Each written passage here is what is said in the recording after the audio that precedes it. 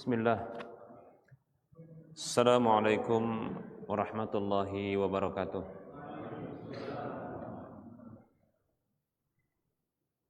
Innal hamdalillah nahmaduhu wa nasta'inuhu wa nastaghfiruh wa na'udzu billahi min shururi anfusina wa min sayyiati a'malina.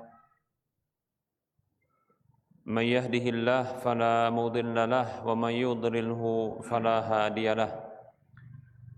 Wa asyhadu an la ilaha illallah wahdahu la syarika lahu. Wa asyhadu anna Muhammadan abduhu wa rasuluhu sallallahu alaihi wasallam. Qala Allah tabaraka wa ta'ala, ya ayyuhalladzina amanu taqullaha haqqa tuqatih wa la tamutunna illa wa antum muslimun. Ya ayyuhan nasu taqu rabbakumul ladzi khalaqakum min nafsin wahidah wa khalaqa minha zawjaha wa bassa minhuma rijalan katsiran wa nisaa'a. Wattaqullaha alladzi tasaaluna bihi wal arham innallaha kana 'alaikum raqiba. Ya ayyuhalladzina amanu taqullaha wa qulu qawlan sadida yuslih lakum a'malakum wa yaghfir lakum dhunubakum wa may yuti'illaha wa rasulahu faqad faza fawzan 'azima. Amma ba'd. Fa inna asdaqal hadisi kitabullah wa khairal huda huda Rasulillah sallallahu alaihi wasallam wa syarrul umuri muhdatsatuha wa kullu muhdatsatin bid'ah wa kullu bid'atin dhalalah wa kullu dhalalatin finnar. Alhamdulillah, mari kita bersyukur kepada Allah atas semua nikmat yang Allah berikan kepada kita. Salawat dan salam tak lupa kita ucapkan untuk Rasulullah sallallahu alaihi wasallam. Para hamba Allah rahimani wa rahmakumullah, kita lanjutkan bahasan tentang fikih haji dan umrah, dan masih bahas tentang hadyu, yaitu hewan hadyu. Baik para hamba Allah rahimani wa rahmakumullah, setelah kita menyebutkan pada pertemuan yang lain, yang sebelumnya, tentang menyembelih hewan hadyu ini dan waktunya serta sunnah-sunnahnya. Nah, berikut ini kita akan bahas tentang pemanfaatan hewan hadyu. Bolehkah orang yang menyembelih hewan hadyu untuk memanfaatkan hewan hadyu? Baik para hamba Allah rahimani wa rahmakumullah, pemanfaatan hewan hadyu itu bisa jadi adalah setelah disembelih itu dimakan, bentuk pemanfaatannya. Bisa juga dikendarai ketika masih hidup, ya. Baik para hamba Allah rahimani wa rahimakumullah, bagaimana hukumnya memanfaatkan hewan hadyu ini bagi orang yang menyembelihnya atau akan menyembelihnya? Baik para hamba Allah rahimani wa rahimakumullah, yang pertama terkait dengan pemanfaatan makan, yaitu memakan hewan hadyu setelah disembelih. Nah, di sini para hamba Allah rahimani wa rahmakumullah, dibagi menjadi dua.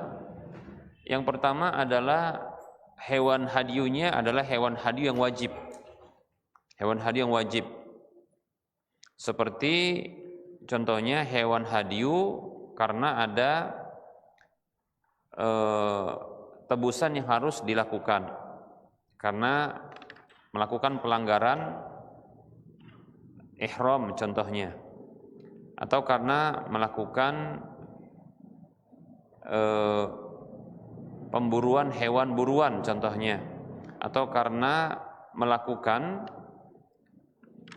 hubungan badan contohnya, ya, atau karena orang yang melakukan akan menyembelih hewan hadyu tersebut itu dikarenakan dia melakukan haji dengan model tamattu atau qiran. Nah, itu yang wajib. Nah, bagaimana dengan orang yang seperti ini? Boleh nggak dia memanfaatkan dengan cara memakannya setelah disembelihnya? Nah, para ulama mereka berbeda pendapat. Ya, para ulama mereka berbeda pendapat terkait dengan memakan daging hewan hadyu. Ada dalil dalam surah Al-Hajj ayat 28. Allah katakan, "A'udzu billahi minasyaitonir rajim. Fakulu minha wa at'imul ba'isal faqir." Makanlah darinya dan berilah makan ya kepada orang-orang yang kesulitan dan fakir. Para ulama mereka berbeda pendapat tentang memakan hewan hadyu yang wajib ini setelah disembelih. Ya, bagi orang yang memiliki hewan hadyu tersebut. Pendapat pertama, pendapat Imam Abu Hanifah yang mengatakan ya, tidak boleh dimakan hewan hadyu yang wajib kecuali hewan hadyu untuk haji tamattu dan haji qiran. Haji tamattu dan haji qiran, maka orang yang melakukan haji tersebut boleh memakannya. Adapun sisanya tidak boleh. Ya, contohnya adalah karena melakukan tebusan, pelanggaran-pelanggaran, ya, maka atau nadar contohnya itu nggak boleh dimakan. Ini menurut ya Imam Abu Hanifah. Dan ini juga pendapat ya mayoritas dari ulama-ulama Hambali. Kemudian ada pendapat yang kedua, pendapat Imam Malik.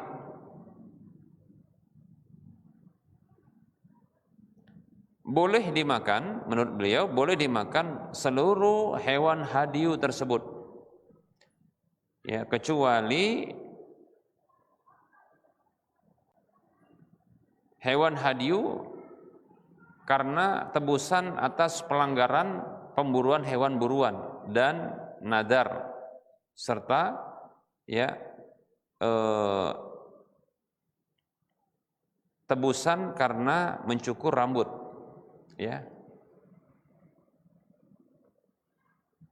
Adapun sisanya boleh.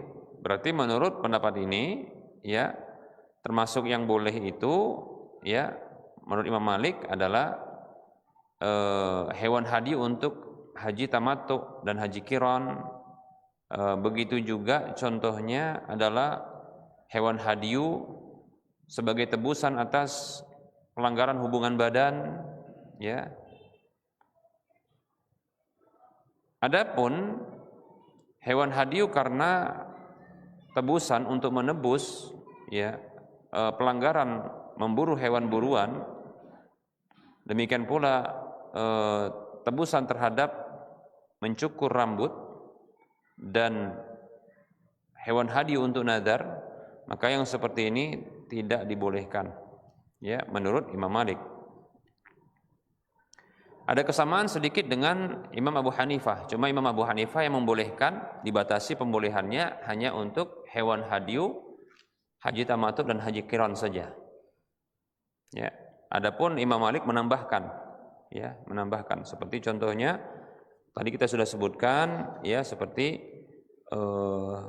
ketika hewan hadyu karena ada pelanggaran hubungan badan ya, begitu juga karena tidak menyelesaikan tidak bisa menyelesaikan manasik haji ya, demikian. Nah, maka ini boleh ya menurut Imam Malik. Ada tambahan.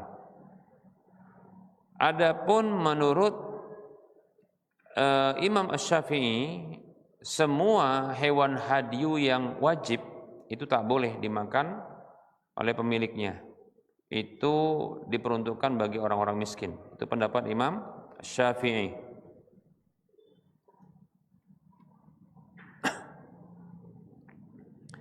Baik para hamba Allah rahimani wa rahimakumullah.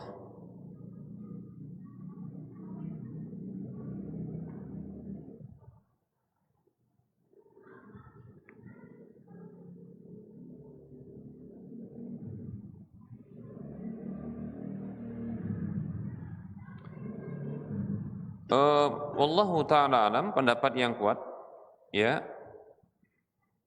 adalah pendapat Imam Abu Hanifah. Ya, pendapat pertama ya dibolehkan hanya untuk hewan hadiyu tersebut, hewan hadiyu untuk haji tamattu dan haji qiran. Bagi orang yang melakukannya itu dibolehkan, ya. Ini pendapat yang dipilih oleh Syekhul Islam Ibnu Taimiyah rahimahullahu taala. Ya.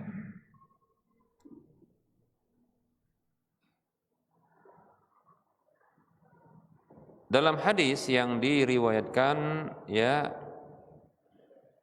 oleh Imam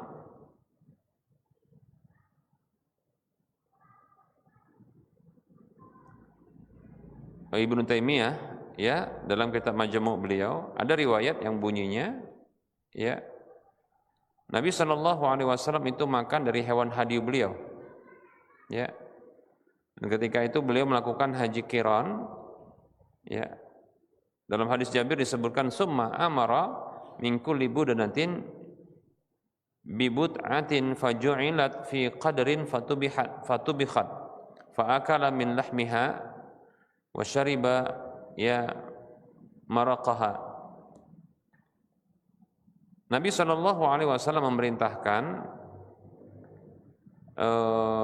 dari setiap hewan unta bahagian-bahagiannya itu ya dimasak, diletakkan pada wadah kemudian dimasak. Lalu ya Rasulullah makan ya dari dagingnya dan minum kuahnya, demikian. Baik para hamba Allah rahimani warahmatullah, ketika itu haji qiran ya Rasulullah. Ini menunjukkan haji tamattu dan qiran itu dibolehkan ya untuk orang yang melakukannya untuk makan dari dagingnya. Boleh ya, bukan wajib, boleh. Nah, ini kalau dia hewan hadiyu yang wajib pembahasannya. Adapun hewan hadiyu yang sunnat, maka sepakat para ulama dengan status ijma'. Ya. Bolehnya untuk makan hewan hadiyu ya setelah disembelih. Tentunya apabila sudah sampai di tempat penyembelihannya. Tidak hanya terbatas sebagai orang-orang miskin saja. Orang lain boleh dan orang yang ya melakukan ya penyembelihan hewan hadiyu yang sunat hukumnya maka juga dibolehkan ya untuk mengkonsumsi darinya.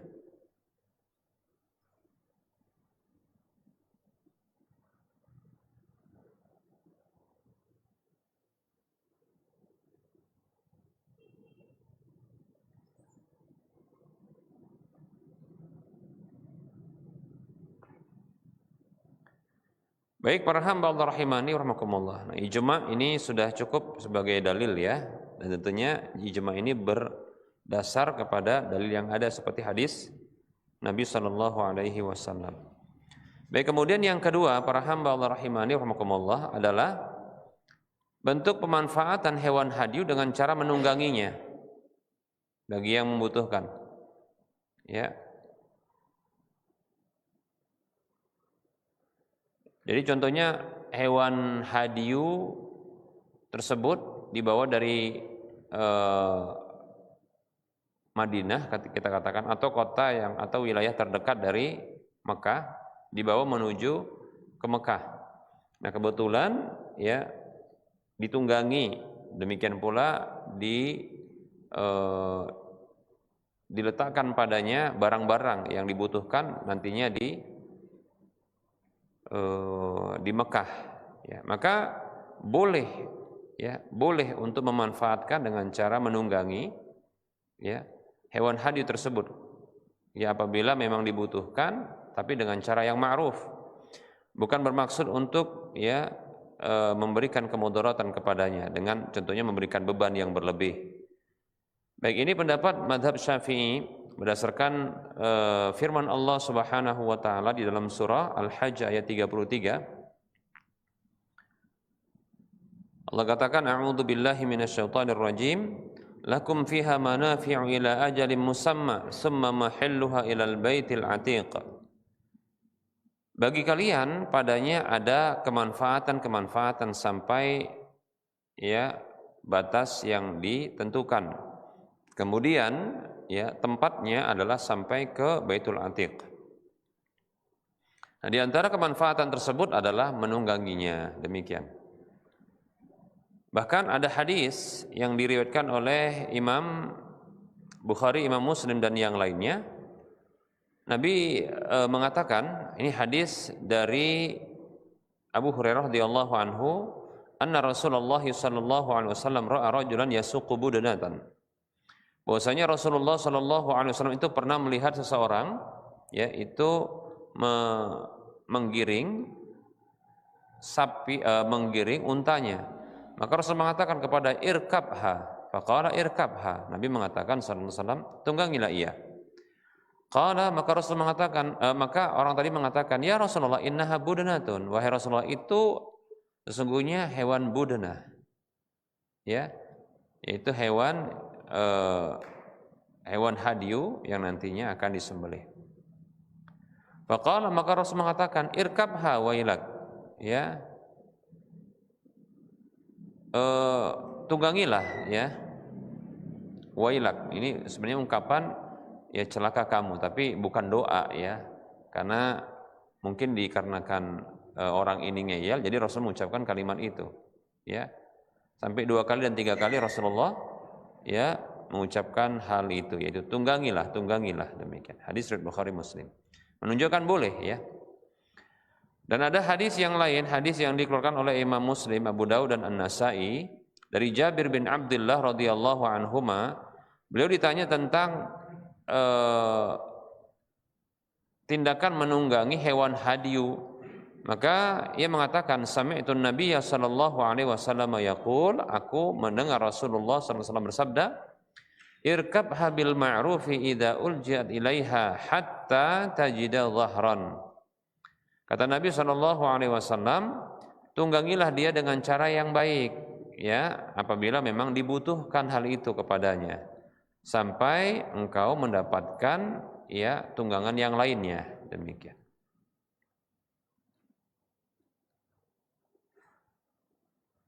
Sementara Imam Abu Hanifah, Imam Malik, Imam Ahmad, Imam Ishaq ibn Rahuya dan Imam Zahiri, para ulama-ulama mazhab Zahiri berpendapat ya bahwasanya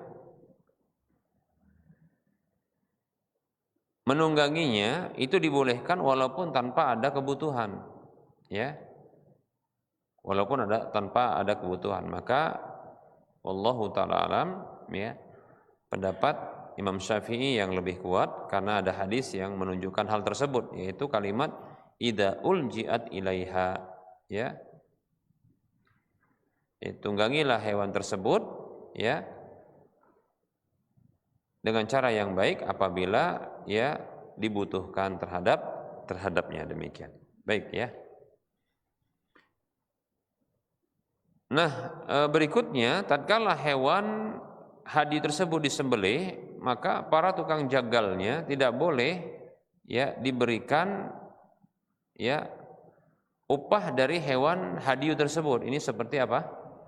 Seperti kurban, nggak boleh ya. Tidak boleh memberikan upah kepada tukang jagalnya itu dari hewan hadyu. Jadi upahnya bentuknya hewan hadyu, demikian. Bukan berarti tidak boleh memberikan hadiah kepada tukang jagal ya dari hewan hadyu tersebut. Harus dipahami antara memberikan upah dengan memberi hadiah. Apa bedanya? Bedanya begini, uruf, kebiasaan. Jadi kalau masyarakat menilai bahwasanya tukang jagal itu digaji dan gajinya itu, upahnya itu standar. Ya. Jadi kalau contohnya tukang jagal itu digaji ya untuk satu hewan yang disembelih seperti unta contohnya ya, itu katakanlah 100 real ya, sampai dikulitin contohnya. Oke lah, mungkin lebih daripada itu atau kurang daripada itu, katakan 100 real ya. Maka yang boleh adalah 100 real diberi, ya, kemudian daging diberi, paham ya? Begitu. Maka di sini 100 realnya upah, adapun ya dagingnya hadiah, paham ya? Tapi kalau seandainya ya tukang jagal tersebut itu di dalam uruf kebiasaan masyarakat digaji, lalu dia tidak digaji, namun diberi hadiah, katanya hadiah. Ya. Asalnya, maksudnya kebiasaan masyarakat dia digaji, terus dia tidak digaji, tapi dijanjikan dikasih hadiah apa?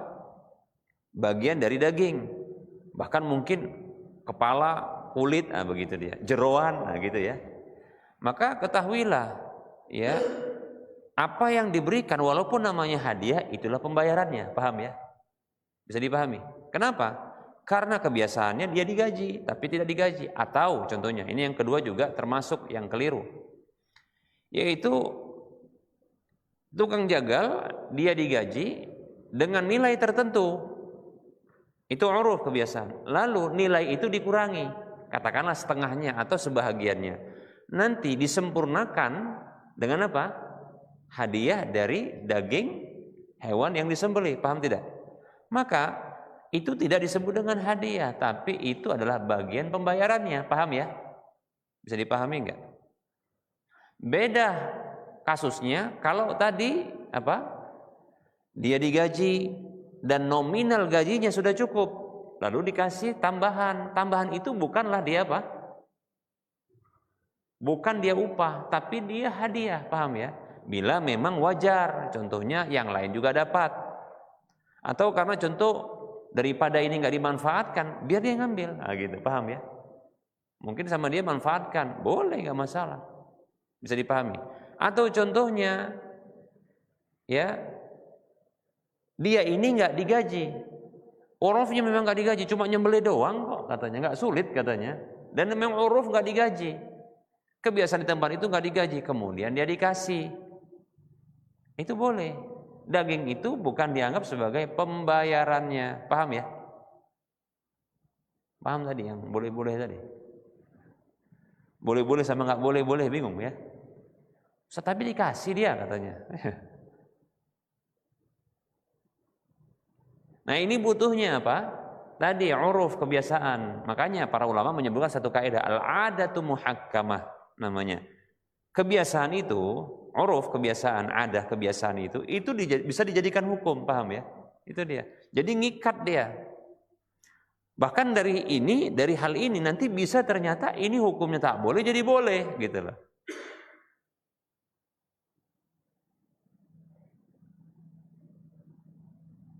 Saya tanya, bingung nggak? Bingung nggak? Kalau diam tanda setuju. Oh itu gadis ya? Berarti bingung gitu ya? Coba tanya dulu. Siapa yang bingung? Maksudnya gini, apa tadi yang boleh? Coba sebutkan satu-satu dulu. Supaya nggak tengkar nanti. Nanti ada kasus, nggak boleh gitu kan? Karena ini kasusnya sama dengan apa?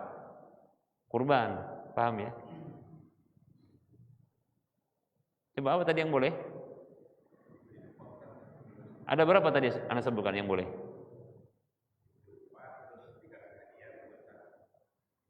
Diberi upah dengan upah yang standar keumuman, paham ya? Kemudian dikasih hadiah, paham ya? Dikasih hadiah, hadiahnya contohnya sama, yang lain juga dapat segitu juga. Atau contohnya yang kedua apa? Diberi upah dengan standar, kemudian mengambil sisa contohnya daripada mubazir. Maka itu bukan pembayaran, paham ya? Menyelamatkan namanya. Apalagi Bu? Yang terakhir? Yang ketiga?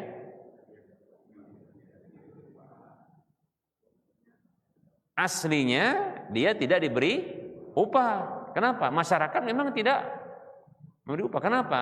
Cuma nyembelih doang katanya. Gampang. Yang kerja juga siapa? Rame-rame. Kan gitu kan? Lalu ada yang menyembelih. Emang dia enggak kurban, katakan enggak kurban. Ya, terus dia dapat. Apa masalahnya? Yang lain juga dapat dan dia juga tidak digaji. Pada umumnya di situ enggak digaji, terus dia dapat. Ya kan enggak masalah. Paham tidak? Jadi tukang jagal itu kalaupun dikasih dari daging bukan salah dia, dilihat ya kebiasaannya gitu loh, paham ya? Yang tak boleh tadi apa?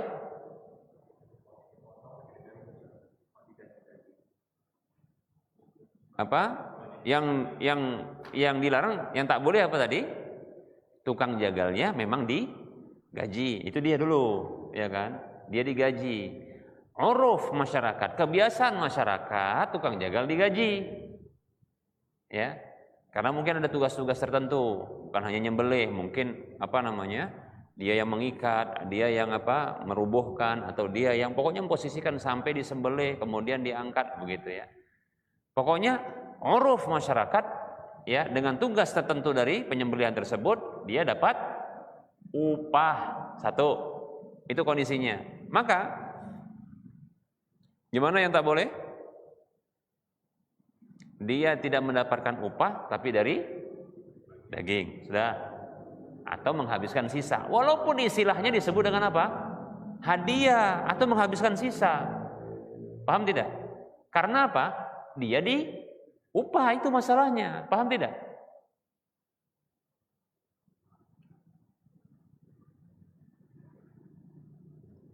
Paham enggak? Kalau nggak paham, pala awak nih. Paham kan? Nah gitu. Satu, ya kan. Kemudian yang kedua apa?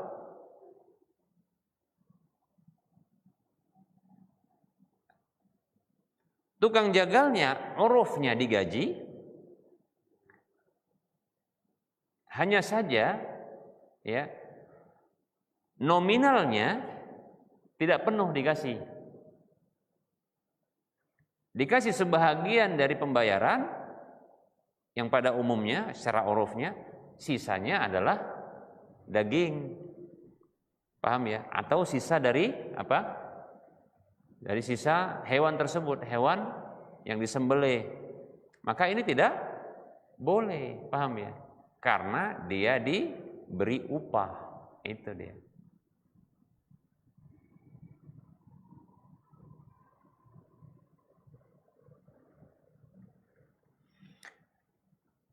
Nah, uruf ini penting ya, uruf ini. Uruf. Kalau di zaman Rasulullah dahulu memang tukang jagal itu diberi upah ya. Ya, buktinya adalah hadis berikut ini ya.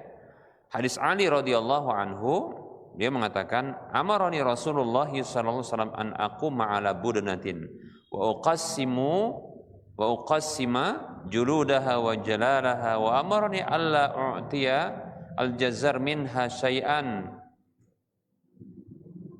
wa qala nahnu nu'tihi min indina." Hadisnya diriwayatkan oleh Imam Bukhari, Imam Muslim dan yang lainnya. Kata Ali radhiyallahu anhu, Rasulullah sallallahu alaihi wasallam memerintahkanku untuk mengurusi hewan unta. Yaitu pokoknya hewan unta yang disembelih. Kalau nggak salah ini kasusnya kasus haji kalau nggak salah ya. Kemudian dan aku membagikan dagingnya, jeroannya, ya, atau dagingnya, kulitnya dan jeroannya, ya. Dan beliau memerintahkanku agar aku tidak memberikan tukang jagal itu sedikit pun darinya, ya. Dan beliau bersabda beliau mengatakan, kami memberikannya dari sisi kami, maksudnya kami bayar dia. Ustaz, di sini kan nggak boleh dikasihkan ke siapa? Ke tukang jagal, mau kulitnya, mau apa lagi? Mau dalemannya, jeroannya dan seterusnya, nggak boleh dikasih, dibagikan semuanya. Pertanyaan kita, ya, Tadi Rasulullah tidak boleh memberikan sedikit pun darinya. Maka kita katakan, bukankah tukang jagal itu bahagian dari masyarakat juga? Nah itu dia. Sebenarnya hadis tidak bertentangan. Ya, tukang jagal sudah dibayar. Nah, diberikan. Nah, artinya ketika Rasulullah memerintahkan agar tidak memberikan sedikit pun darinya, ini maksudnya adalah jangan dijadikan sesuatu yang dari hewan kurban ataupun hewan hadi tersebut itu sebagai pembayaran, gitu dia, upahnya, jangan gitu ya. Demikian para hamba Allah rahimani wa rahimakumullah.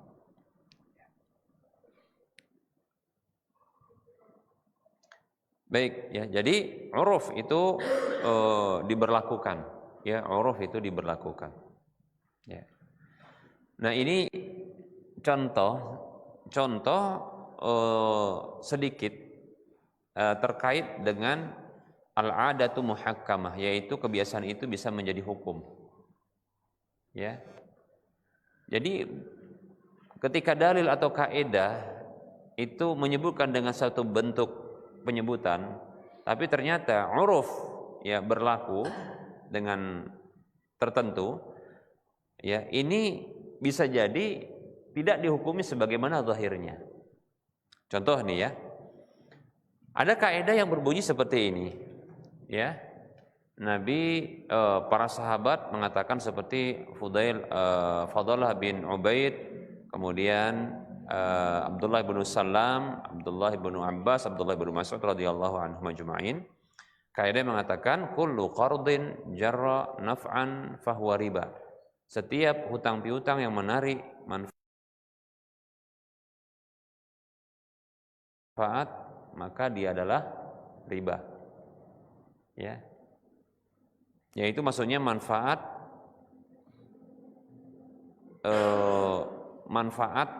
tambahan yang disepakati dari hutang piutang. Nah, perlu disampaikan di sini, ini dalil ini atau kaidah ini kaidahnya ini sepakat para ulama memberlakukannya. Jadi ijma untuk diberlakukan. Ini harus dipahami ya, bahwasanya harus dikaitkan dengan dalil-dalil yang lain atau kaidah yang lain. Contohnya adalah kaidah al-'adah muhakkamah tadi, yaitu kaidah kebiasaan itu menjadi hukum. Jadi contoh ya, setiap manfaat ya, setiap hutang piutang yang menarik manfaat maka itu adalah riba. Cara memahaminya adalah dengan memahami manfaat itu dibagi menjadi 3. Pertama adalah manfaat baru, kemudian kedua adalah manfaat asal, kemudian yang ketiga adalah manfaat baru, manfaat asal, manfaat bawaan, ya. Kemudian yang ketiga adalah manfaat yang ada sebelumnya. Maka ini berbeda hukumnya. Manfaat baru adalah ya manfaat-manfaat yang ada itu setelah adanya hutang piutang. Maka kalau manfaat seperti ini ada, maka itulah dia riba. Ya, dengan syarat dia disepakati, dia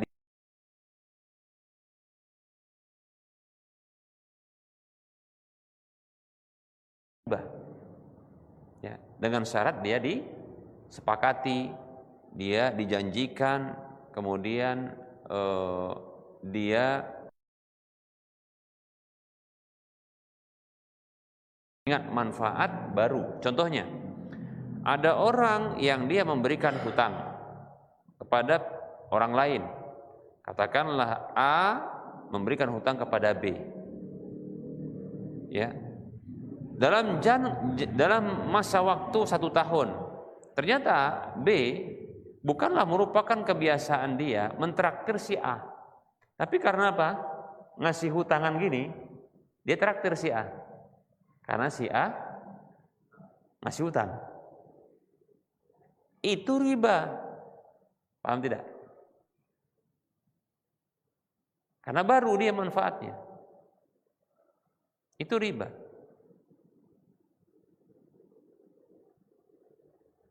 Atas dasar apa dia memberikan traktiran? Ya karena hutang, gitu kan?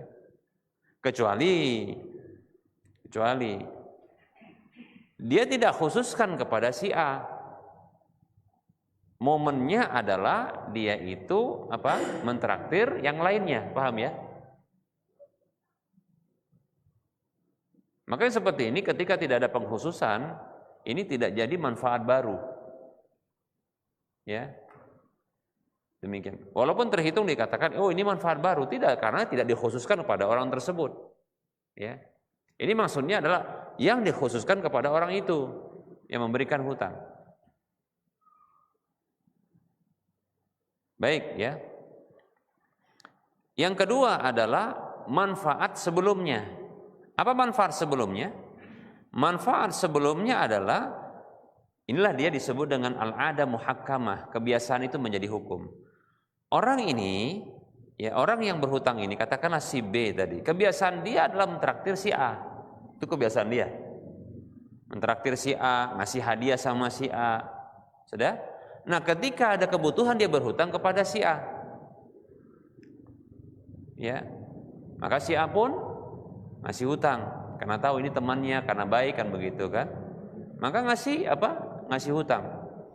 Nah si B dia ketika lapang dia juga dia beri hadiah walaupun ini hutang belum lunas, dia kasih traktiran, kemudian dia juga kasih hadiah. Maka hadiah dan traktiran yang datang setelah hutang ini adalah kebiasaan sebelum adanya hutang, paham ya? Maka ya, manfaat yang ada setelah hutang itu dihukumi sama seperti sebelum hutang, sebelum adanya hutang, paham tidak? Murni hadiah, paham ya? Maka tidaklah termasuk riba, paham tidak? Itu juga contohnya, ini contohnya kakak beradik atau abang dengan adik, nah begitu ya, bersaudaralah mereka. Kebiasaan mereka adalah ngasih hadiah, datang berkunjung, ngasih kan gitu kan, traktir, pokoknya begitulah kebiasaan mereka satu dengan yang lainnya. Lalu salah satu di antara mereka itu berhutang dengan yang lainnya. Hutang itu diberikan. Lalu kebiasaan tadi dilanjutkan, yaitu ngasih hadiah, berkunjungan, traktir dan seterusnya. Maka ini manfaat-manfaat ini tidak terhitung sebagai manfaat baru yang menjadi riba. Bisa dipahami? Karena apa kaidahnya? Apa yang menyebabkan itu keluar dari riba? Al-'adatu muhakkamah. Kebiasaan itu menjadi hukum. Bisa dipahami? Nah, gitu dia.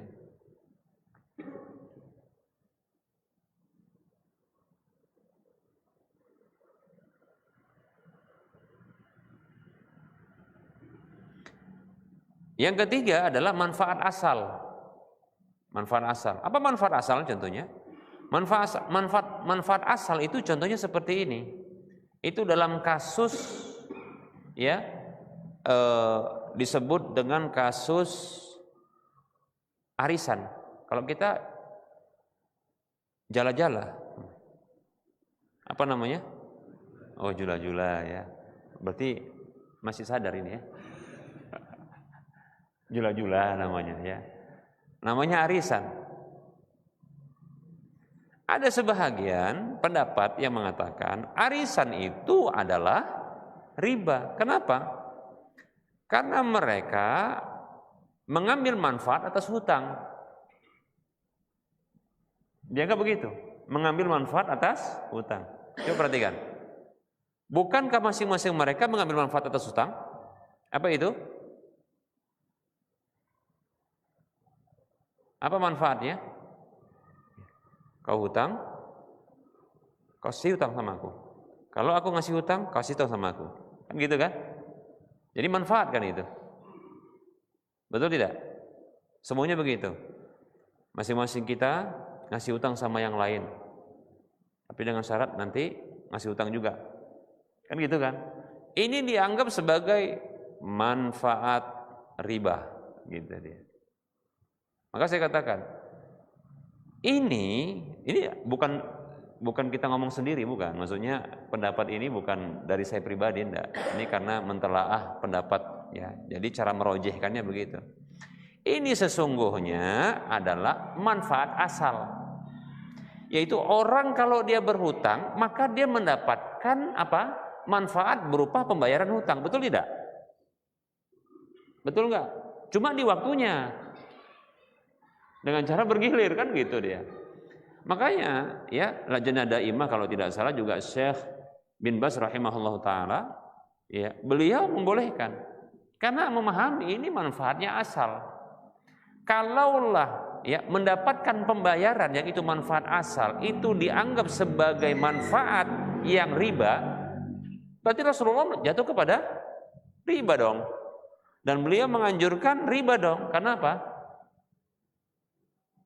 Beliau memerintahkan untuk memberikan hutang dan ketika menuntut pembayaran hutang itu dengan cara yang afaf, fi afafin, dalam kondisi mulia, ya, menjaga kehormatan. Dibayar, berarti kan dapat manfaat ketika butuh. Maka kita katakan inilah pembahagian manfaat asal, ya, pembagian manfaat tadi, manfaat apa? Baru. Ya, manfaat baru, dan manfaat baru pun tadi kita katakan kalau seandainya pun dia tidak dikhususkan kepada dia, maka manfaat baru juga tidak menjadi riba. Memang asalnya manfaat baru adalah riba, tapi ketika dia tidak dikhususkan maka dia tidak menjadi riba. Paham ya? Kemudian yang kedua manfaat apa? Manfaat sebelumnya. Ini hukumnya apa? Boleh. Kemudian yang ketiga apa? Manfaat asal. Itu juga boleh. Nah, gitu. Jadi al-'adah muhakkamah ya, yaitu kebiasaan itu menjadi hukum. Ini apa? Ini luas pemakaiannya, luas penggunaannya, ya, penerapannya, ya. Nah, seperti itu. Ini bahas sedikit tentang qawaid fiqhiyah namanya ya. Ini bahas qawaid fiqhiyah, enak loh. Mantap nih sebenarnya. Nah, kasus kemarin contohnya, kasus kemarin ini kebetulan ya riuh meriah. Apa istilahnya? Riuh rendah atau riuh meriah namanya. Yang rame-rame baru-baru ini ya, ketika apa namanya? Para caleg-caleg atau calon-calon ini ngasih hadiah ini, bagi-bagi. Nah, gitu. Bagi-bagi. Ini gimana yang seperti ini kan gitu ya. Mau dengar penjelasannya enggak kira-kira? Kalau kita pulang tutup ya, udah ya. Mau dengar penjelasannya enggak? Udah lewat ini. Tapi enggak apa-apa ya. Untuk kedepannya supaya paham. Hah? Gimana? Enggak ada endorse? Oh, enggak ada. Ini ceritanya kampanye kan sudah lewat ini. Musim kampanye kemarin kan banyak orang bagi-bagi, gitu ya. Yang biasanya tim sesnya ya kan, tim ses, maksudnya tim yang suka ngeces gitu ya. Tim ses itu ya namanya. Tim sukses atau calon-calonnya itu kan bagi-bagi. Nah, maka apa yang dibagi itu terbagi menjadi 3. Memang hadiah disebut hadiah gitu kan. Yang pertama, setidaknya dibagi menjadi 3 setidaknya. Kalau mau dibagi 4 ya nanti silakan yang lain. Ini bagi 3 dulu ya. Yang pertama adalah hadiah yang diberikan itu adalah dari orang yang kebiasaannya sebelum dia nyalek, sebelum dia kampanye, ya, ini dia memang kebiasaannya berbagi, paham nggak? Dia bagi masyarakat. Kenapa? Ya karena memang dia orang baik, dibagi, gitu ya, dibagi, jadi dibagi, ya. dibagi. Masyarakat dibagi, dia suka berbagi, nah begitu. Nah kemudian ketika dia mungkin nyalek, karena mungkin dia didorong begitu ya, kemudian dia melanjutkan kebiasaan ini, dan dia tidak memerintahkan orang lain untuk nyoblos dia, ya. Dan orang-orang yang dikasih, yang diberi adalah orang-orang yang juga sama sebelumnya, paham ya, diberi juga. Nah gitu. Maka apa yang diterima ini, ya, itu halal, paham ya? Itu hadiah murni. Inilah tadi masih berlaku di apa? Al-'adatu muhakkamah. Kebiasaan itu menjadi hukum. Apa indikasinya? Indikasinya dia melanjutkan pembagian dengan nominal mungkin yang sama, hadiah yang sama kepada orang juga yang sama sekitarnya. Nah begitu, biasa. Contohnya yang juga sama adalah gini, ketika kita datang, ya, kita bertamu, ternyata yang kita datangi ini dia nyalek, terus dia hidangkan makanan, terus disuguhkan makanan, dan itu kebiasaan dia. Kalau ada orang datang, dia ngasih jamuan, nah begitu. Sebelumnya dia nggak nyalek, sekarang dia nyalek. Jamuan, ini gimana nih makannya, haram nggak ya gitu ya? Maka silakan makan. Kenapa? Kebiasaan dia adalah menjamu tamu. Ketika datang kita, dan dia posisi sebagai calon dan sedang kampanye dia kan begitu. Maka apa yang diberikan ini karena kebiasaan seperti itu, maka terhitung sebagai jamuan bagi tamu. Bisa dipahami yang seperti ini? Ini yang pertama. Kalau lebih Ustaz, nah kelebihannya masalah. Paham nggak? Contoh nih, ya. Nah, tapi ini nanti ada hukum yang lain sebenarnya ya, yang berikutnya pemberian tersebut. Biasanya orang ini berbagi, contohnya bagi beras. Ini ketika dia belum nyalek ini, dia bagi beras. Dan nggak ada hubungannya dengan nyalek, karena memang seperti itu. Dia memang berbagi, lihat orang miskin, dia bantu begitu. Dia memang suka seperti itu. Lalu ketika dia diusungkan jadi kepala desa lah, contohnya gitu kan, atau jadilah anggota dewan, maka dia pun tertarik. Oke. Dia bagi beras. Rupanya ada plusnya. Plusnya apa? Apa itu? Uang gitu kan. Kemudian ada pesan juga untuk nyoblos bantu ya. Nah yang seperti ini, pemberiannya ini ada nuansa yang terlarang. Paham ya? Demikian. Kita masuki langsung yang kedua. Hadiah yang diberikan oleh seseorang dalam masa kampanye yang dia ini menginginkan suara dari orang-orang yang diberinya, ya. Bila apa yang diberinya tersebut itu merupakan dana pemerintah yang diarahkan untuk rakyat, tapi disalahgunakan untuk kampanye, ada tidak? Ada nggak? Ada, bukan ada, ya. Itu temuannya ada. Sebenarnya ini bahaya ini. Sebenarnya calon seperti ini bisa kena dia di KPK, masalah nanti nih kan gitu kan. Dijadikan ya bantuan-bantuan, contohnya desa, bantuan kepada masyarakat, dananya dari pemerintah. Itu sebagai apa? Dana kampanye untuk bagi-bagi. Di situ dia kampanye. Oh, ini bahaya ini. Bisa kena dia. Tapi katakanlah seperti itu, masyarakat tahu. Kenapa?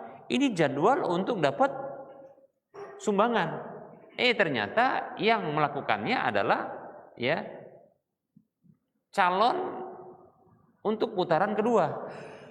Putaran kedua. Dia sebelumnya sudah calon legislatif, dia pengen lagi, contohnya gitu kan. Atau contohnya dia kepala desa pengen lagi gitu kan. Mungkin ada putaran yang kedua seperti itu untuk dia lanjut gitu kan. Dia gunakan dana itu. Maka yang seperti ini karena ini hak masyarakat, ya, hak rakyat, maka boleh bagi mereka untuk mendapatkannya. Paham nggak? Asalkan memang itu haknya. Katakanlah contohnya yang biasa dapat ini rakyat miskin. Dan memang sudah jadi target sama dia, mungkin nanti ditunda sama dia, nanti di akhir ketika mau berakhirnya jabatan dia gunakan dana ini untuk dibagi-bagi. Nah gitu. Cuma itulah ada tim sesnya yang bagi-bagi kemudian coblos ini, coblos itu ya. Maka karena ini hak masyarakat, maka boleh, tidak mengapa. Demikian. Kata Nabi SAW, walaisa li'irqin zalimin haqqun. Tidak ada hak bagi hasil keringat orang zalim. Itu zalim yang seperti itu. Enggak ada bagi dia itu. Ya, enggak ada hak bagi seperti itu. Ya, masyarakat kalau gitu itu hak mereka. Ini hak mereka. Silakan ambil. Ya. Tadi kaidah hadisnya hadis umum sebenarnya ya, bukan hanya itu saja ya. Baik. Ini yang kedua. Yang ketiga, ya, apa yang diberikan dibagikan, ya, itu adalah bukan dana dari pemerintah yang memang hak rakyat, dan juga tidak ada kebiasaan dari orang yang nyalon tadi itu berbagi-bagi. Nah, pas kampanye dia bagi-bagi. Nah, ketahuilah sesungguhnya ini terhitung suap. Terhitung suap, ya, suap, ya, suap. Nabi SAW bersabda, la'natullahi 'alar rashi wal murtashi. Kutukan Allah berlaku bagi orang yang menyuap dan yang disuap. Hadis riwayat Ibnu Majah. Orang nyuap dikutuk, orang yang terima suap dikutuk. Nah, demikian. Ya, wallahu ta'ala alam. Ini cukup lah ya. Bahasnya tentang haji dan umroh sampai kampanye ya. Tapi faedah tadi kita ingin menyebutkan apa? Al-'adatu muhakkamah ya. Ya gitu namanya, ngambil faedah ya. Baik, wallahu ta'ala alam. Ini saja materi yang bisa kita sampaikan. Kita buka sesi soal jawab ya. Bagi mau bertanya silakan pulang. Habis nanya dijawab silakan pulang nanti ya. Silakan. Ya.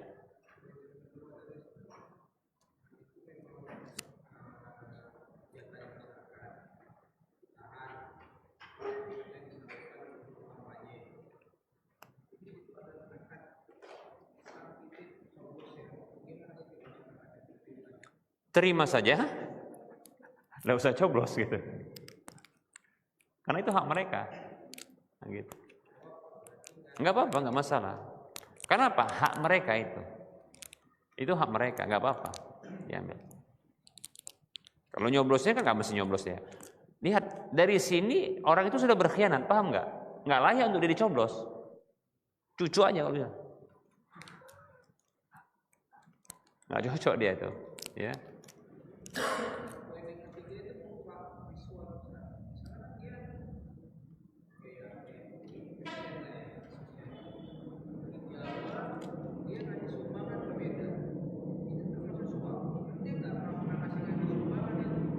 Ya tengok dana itu dana apa? Ya kalau dananya dari tim sesnya, nggak boleh, nggak boleh. Suap itu, dari definisi suap itu termasuk suap. Loh iya malah itulah ya. Ini suap Pak, iya pribadi memang suap nih, bener nih, suap. Kalau lebih kan enak suap, sogok, sogok.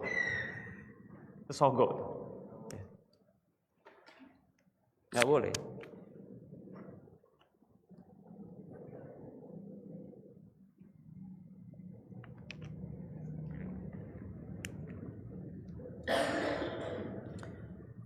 Definisi dari sogok, suap itu adalah malun yu'tihi al-insanu li ihqaqil batili au li ibtalil haqqi. Harta yang diberikan oleh seseorang ya untuk menghaki yang batil dan membatalkan yang hak. Nah, gitu dia. Contoh yang menghaki yang batil. Maksudnya yang batil itu yang bukan jadi haknya tapi mau dijadikan haknya, gitu dia. Ya, contohnya seperti ini, kedudukan yang bukan hak dia dulunya, kan gitu kan. Karena ada hak-hak orang lain juga sama. Lalu dia pengen ke situ, maka dia bayar. Dia serahkan uangnya, biar harta itu. Nah, itu. Kalau untuk membatalkan yang hak, contohnya apa? Contohnya dalam persidangan. Contohnya persidangan. Contohnya apa?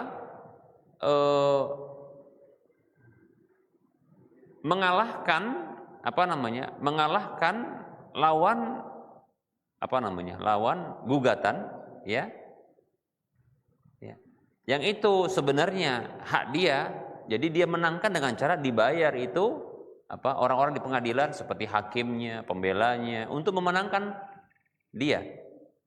Nah, ini namanya membatalkan yang hak. Nah, gitu dia, membatalkan yang hak. Dan sebenarnya ini contoh, banyak juga yang lainnya, ya. Baik. Ya. Ya. Biasaannya kalau yang pegang uang bulan-bulan itu dapat uang kan? Apakah itu termasuk riba atau hadiah atau apa? Itu termasuk jasa. Pertanyaan kita, masyarakat orang kalau nyatat-nyatat, apalagi dia keliling-keliling, kan capek itu kan? Nyatat, keliling, ngutip gitu kan capek, betul nggak?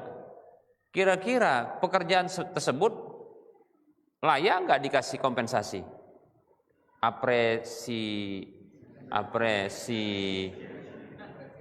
Apresiasi, ya kan? Penting nggak dikasih apresiasi? Maksudnya layak tidak? Layak. Nah, kan begitu. Itu satu. Uruf, kebiasaan seperti itu. Maka dia dapat. Kemudian yang kedua, apakah dia ngasih hutang sama orang-orang itu? Dia ngasih hutang nggak? Ada, kecil banget Ustaz. Bukan itu. Yang ngasih hutang itu kan juga yang lain kan gitu kan. Bukan hanya dia. Dan dia bukan ngasih hutang sesungguhnya. Dia apa? Ya memberikan. Ya memang ngasih hutang. Tapi kan nggak semua orang dikasih hutang. Yang ngasih hutang itu kan banyak. Ya sama orang tersebut. Nah, dibayar dia bukan atas dasar apanya? Bukan atas dasar ngasih hutangnya. Atas dasar apa? Pekerjaannya. Gitu dia. Ustadz, mungkin ada yang gini ya. Ustadz, kalau perbankan itu, tadi menurut kaidah Ustadz, orang tersebut dibayar karena kerja. Kan perbankan itu juga kan dia ngasih duit, tapi dia kan kerja.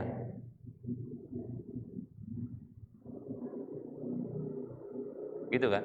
Maka kita katakan, kerjanya apa? Kalian kerjanya apa? Gitu katanya ya. Kerjanya apa? Oh, kerjanya dia nyatat-nyatat katanya. Itu baru paten kan. Apa? Kita katakan, kan ngutang. Nyatanya apa toh? Cuma sedikit yang dibutuhkan, satu orang yang nyatat, kemudian apa? Kan masuk sistem, kemudian apa? Kemudian apa ya? Kemudian kertas gitu kan. Kalau mau dibayar ya real. Ini enggak real, betul kan? Betul enggak? Enggak real, tapi berdasarkan besaran dari hutang, betul enggak? Saya tanya dulu. Catatan nyatet katakan yang 10 juta dengan 100 juta, kira-kira catatannya sama enggak? Nyatanya sama enggak? Sama toh, nyatanya kan gitu kan. Nanti oh ya dicatat. Kira-kira butuh berapa lah tintanya sama kertasnya? Kan begitu juga dia. Kan sistem juga yang masukkan dah gitu kan. Nggak berat. Tapi kenapa kok nilainya lebih besar? Kalau yang 10 juta lebih kecil, yang 100 juta lebih besar gitu dia. Nah, ini menunjukkan bahwasanya itu riba. Karena biaya administrasi mestinya dia ringan. Gitu kan?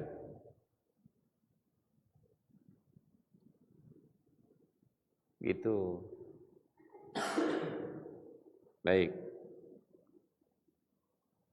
Bisa dipahami? Apa yang dipahami tadi? Bu? Iya, jadi jasa dia layak untuk nyatat-nyatat itu kan nggak masalah. Dan bukan dia yang ngasih hutang kan gitu ya. Baik.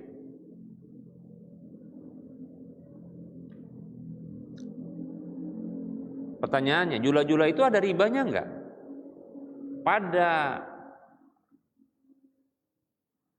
muamalah asal dari jula-julanya tidak ada arisan itu. Tapi bisa terjadi kalau seperti ini. Kita main jula-jula, main arisan, kita semua di sini. Ya. Gilirannya antum. Tentunya antum dapat giliran. Kita jula-julanya 1 orang 1 juta. Banyak orang, wah mantap itu kan. Sudah. Kira-kira kalau gini ada sekitar 40 ya. Nah, rupanya antum keluar nama antum atau urutannya antum. Kan caranya ada 2. Yaitu apa? Secara acak namanya random, satu lagi apa? Berurutan, paham ya? Gitu kan? Ada yang lain? Nggak ada toh? Random, acak dengan cabut nama, itulah dia qur'ah namanya. Ada yang dengan cara apa? Urutan kan gitu kan. Oke, urutannya antum. Antum urutannya. Terus Anda bilang gini, karena Anda belum dapat urutannya. Abu Hanif, gimana kalau jatah antum ini Anda duluan? Soalnya Anda mau kawin lagi. Mau poligami nih. Tolonglah butuh ini. Nanti giliran Anda itu setelah ini gitu kan. Jangan khawatir, nanti Anda tambah. Nah, gitu dia. Jangan khawatir, nanti Anda tambah. Katakanlah 40 juta. Ya. Tambahnya berapa Ustaz? Oke, sekitar 41 gimana? Mantap. Sudah cukup lah katanya kan. Enggak waktu lama kan gitu. Sepakat. Nah, disitulah ribanya. Paham kan?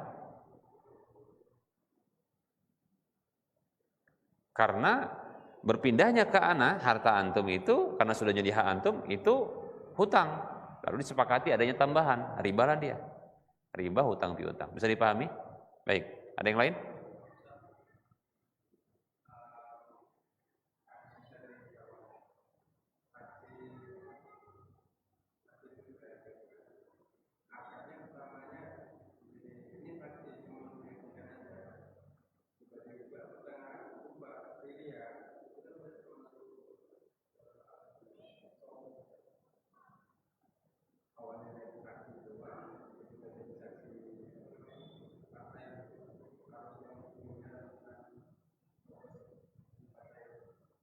Kalau saksi dapat duit, dapat, dia ditunjuk, ya. Kemudian tapi nanti nyoblos ini ya, gitu ya. Dia dipilih karena nanti dikasih duit, gitu ya. Saksi, iya, jadi saksi. Tapi pintar, tapi nanti dijebak dia kan gitu kan. Kan aku yang milih kamu katanya kan jadi saksi kan gitu kan. Tapi jangan lupa nanti nyoblos gitu kan. Iya, itu bisa termasuk apa? Suap. Tapi kalau contohnya asalnya dia saksi dan atas dasar itu dia dikasih apa? Dikasih apa? Upah demikian. Lalu dia nyoblos, tapi nyoblos yang lain. Bukan yang tadi, ya. Maka yang seperti ini enggak terhitung dia suap, paham ya? Enggak terhitung suap. Begitu dia. Wallahu taala alam.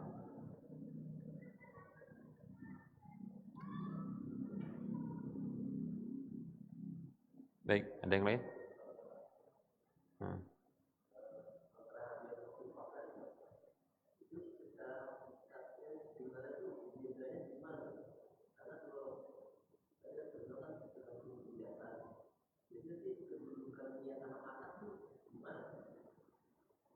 Niat sama akad.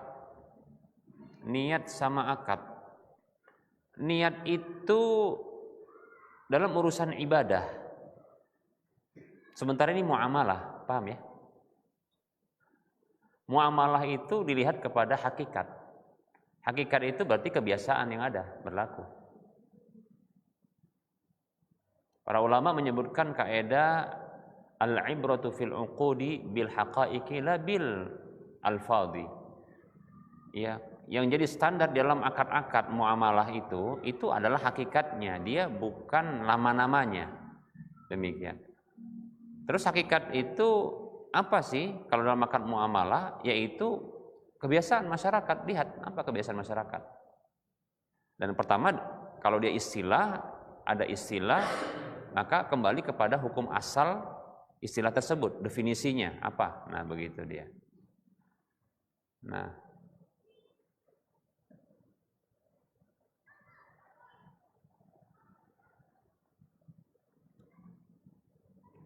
jadi niat nggak masuk dia di dalam akad muamalah. Niat nggak masuk. Ya.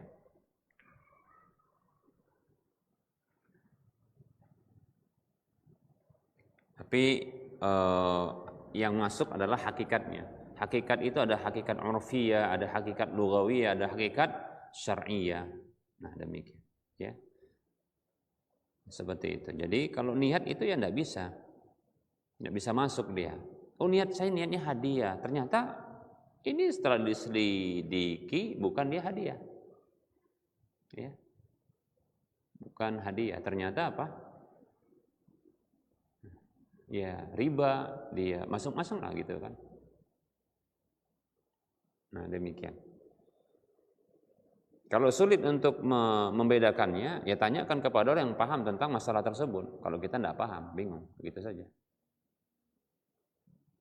Karena itu terkait dengan hukum juga, ya, terkait dengan hukum. Tanyakan kepada yang ahli.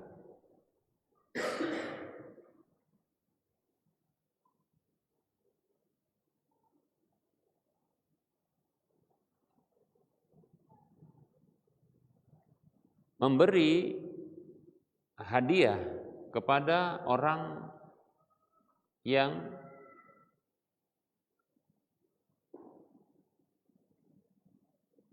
bekerja, yang dia sudah dapat gaji, dengan niat betul-betul ikhlas, hadiah, nggak boleh.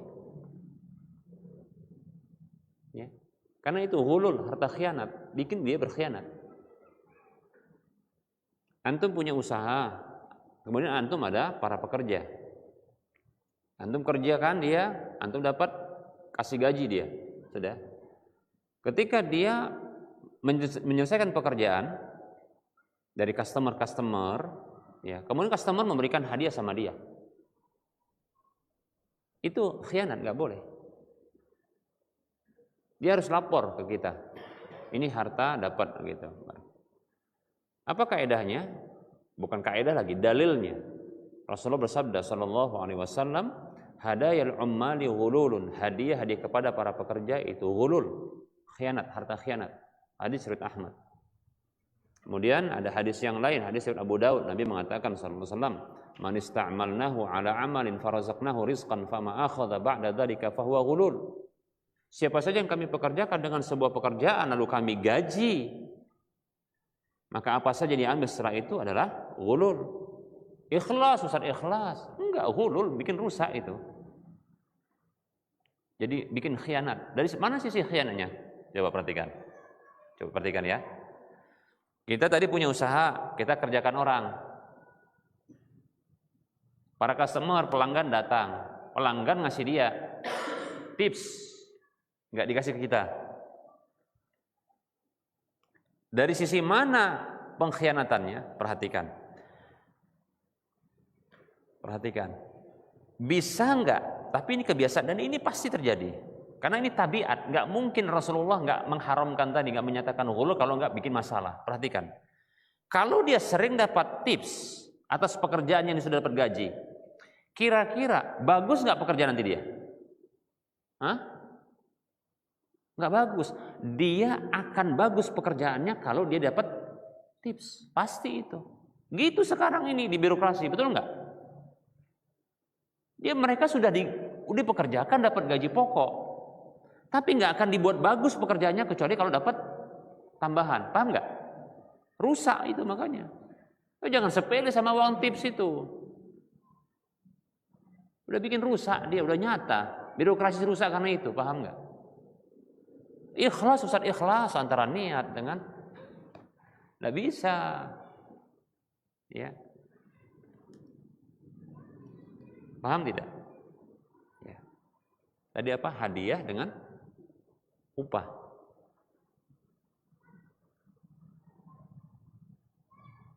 Apa bedanya hadiah dengan upah? Ya, kembali kepada uruf itu dia, hadiah dengan upah. Nah, begitu. Uruf memang standarnya di sini uruf. Ya. Hadiah dengan upah. Sebenarnya insya Allah tadi gamblang, ya, gamblang insya Allah taala. Gamblang untuk bisa memahami hal tersebut insya Allah. Karena dia kembali kepada uruf. Wallahu taala alam. Ada yang lain? Oh, tadi yang tadi. Ini yang lain atau yang baru? Yang lain atau yang baru? Kalau yang baru sebentar ya. Yang tua dulu. Fadhal, Pak. Iya, Pak.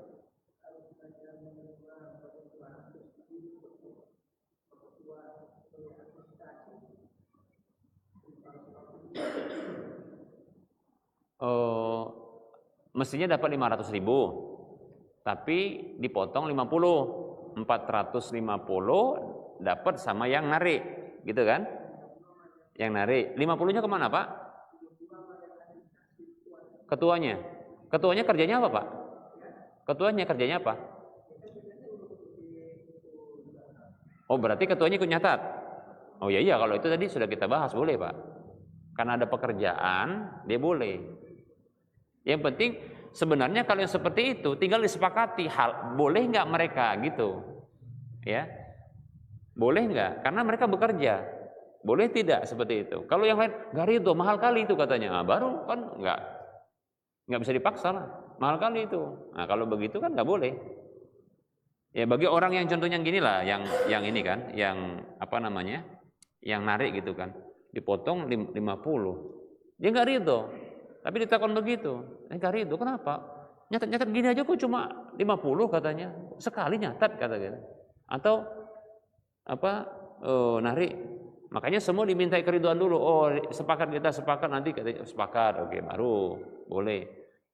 Nah kalau contohnya ketuanya, bendaharanya itu nyatat keliling, nah seperti itu mereka layak untuk dapat kompensasi atas pekerjaan keliling-kelilingnya, gitu Pak. Boleh, nggak apa-apa, insya Allah kalau disepakati, ya. Tidak riba, kenapa? Karena mereka tidak menghutangkan. Kemudian itu bukan kedzaliman karena keredoan, makanya harus ridho, gitu. Dan bukan dia riba, bukan juga merupakan harta kedzaliman. Wallahu a'lam. Fadhal.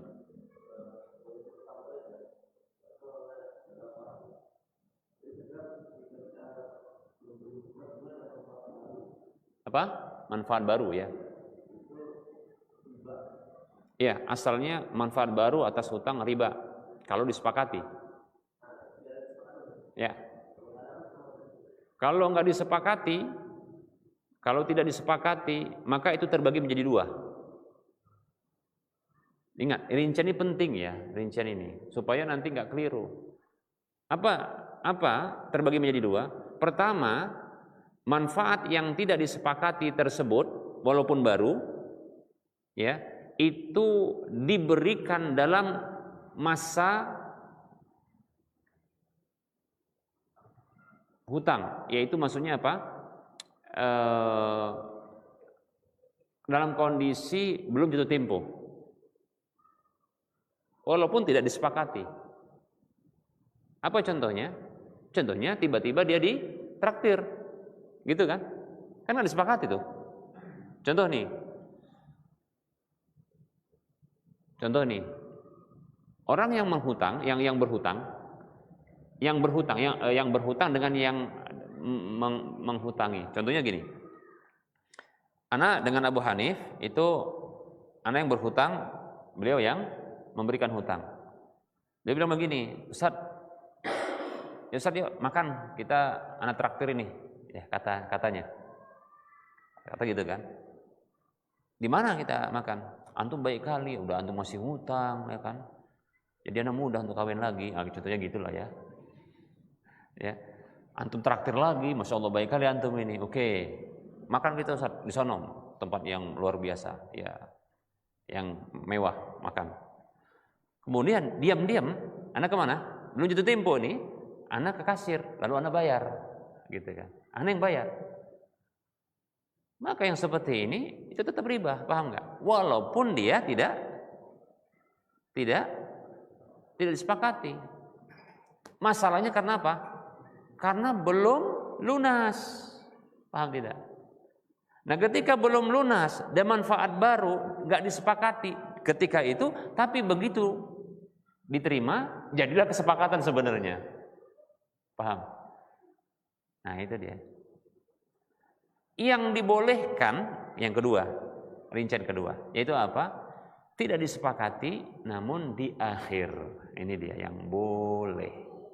Paham tidak? Di akhir. Ketika bersamaan membayar hutang. Kasusnya adalah hadis di mana Nabi SAW, kalau nggak salah ini Abu Rafi, bukan Abu Rafi, Hakim ibn Hizam. Kalau tidak salah Hakim ibn Hizam, sahabat ini. Jadi Rasulullah bersabda, ketika ada orang yang datang, dia nagih hutang sama Rasulullah, tapi dengan bahasa-bahasa yang jelek sama Rasulullah, mungkin menghina, sampai-sampai sahabat itu marah, ya, kok kasar kali gini dia minta sama Rasulullah. Padahal Rasulullah itu kalau nggak salah beliau berhutang hewan, ya, dengan unta yang usia tertentu, ya. Tapi dia nuntut dengan bahasa yang kurang enak. Tapi Rasulullah untuk mendinginkan para sahabat, orang yang punya hak ya layak untuk ya menuntut haknya. Tapi caranya memang kurang bagus, kurang enak. Karena sahabat-sahabat menyatakan ini kurang adab ini sama Rasulullah. Rasulullah menenangkan mereka dengan bahasa seperti ungkapan seperti tadi. Lalu Rasulullah memerintahkan ya cari ya unta dengan usia yang dimintanya. Maka sahabat cari sahabat-sahabat. Termasuk kalau salah ini Hakim bin Hizam yang nyari juga, ya. Lalu dia datang. Maka hewan-hewan ini hewan apa? Ini sepertinya hewan sedekah atau hewan zakat, ya. Maka mereka mengatakan bahwasanya kami tidak mendapati kecuali hewan yang lebih tinggi usianya. Kalau tinggi usianya tentunya lebih mahal kan gitu kan. Apa kata Rasulullah? A'tuhu, berikan kepada dia. Ya. Fa inna ahsanukum qada'an. Atau kama qala Rasulullah. Karena sesungguhnya orang yang terbaik di antara kalian adalah orang yang terbaik di dalam membayar hutang. Lihat, Rasulullah melebihkan tapi di akhir pembayaran. Paham ya? Tidak disepakati. Nah, begitu.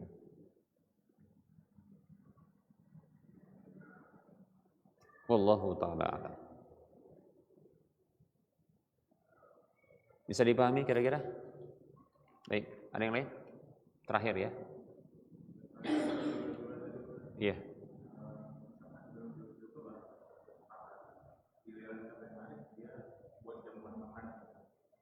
Nah, ini juga sama. Dilihat kebiasaan dia, kalau dia kedatangan tamu, dia itu jamu atau tidak? Itu masalahnya, paham nggak? Kalau dia jamu, ya berarti kan itu biayanya seperti dia biasa, paham kan? Kalau enggak, apa kalau ada orang tamu datang ke rumah dia banyak gitu, dibiarkan gitu, apa? Aduh, atau dibiarin aja, atau dikasih jamuan ya, maka insya Allah termasuk, gitu, paham nggak? Nah gitu. Jadi al-adah muhakkamah, kebiasaan itu menjadi hukum. Kalau kebiasaan dia biasa menjamu tamu yang datang, kebetulan ada acara tempat dia, ya. Tapi biasanya setahu saya ya, kalau arisan itu ada uang tambahan sebenarnya, paham nggak? Ya kan? Betul kan? Betul nggak? Ada uang tambahan kan? Maksudnya gini, dia narik, nanti uang tambahannya ada dikasih sama mereka, uang perkumpulan itu dikasih, ya kan? Untuk nambah, ya, gitu. Untuk buat jamuan. Ini makin apa? Makin bagus lagi, nggak jadi masalah lagi, paham nggak? Jadi kelebihan dari apa? Jamuan itu dari uang yang mereka dapatkan, paham nggak? Gitu. Yang apa? Yang dari uang yang mereka kumpulkan, nah gitu. Adapun mungkin yang biasa, yaitu mungkin minuman, cuma mungkin kue-kue. Tapi ini mungkin bukan hanya kue, makan siang kan gitu kan, lengkap dengan mungkin apa? Dengan jamuan yang lain, nah, seperti itu. Insya Allah nggak masalah. Insya Allah. Baik, ini saja barangkali yang bisa kita sampaikan. Mohon maaf atas segala kekurangan. Ya, kita ketemu lagi di lain kesempatan. Wassallallahu ala Muhammad wa ala alihi wa ashabihi ajma'in. Subhanakallahumma wa bihamdika asyhadu an la ilaha illa anta astaghfiruka wa atubu ilaika walhamdulillahirabbil alamin. Assalamualaikum warahmatullahi wabarakatuh.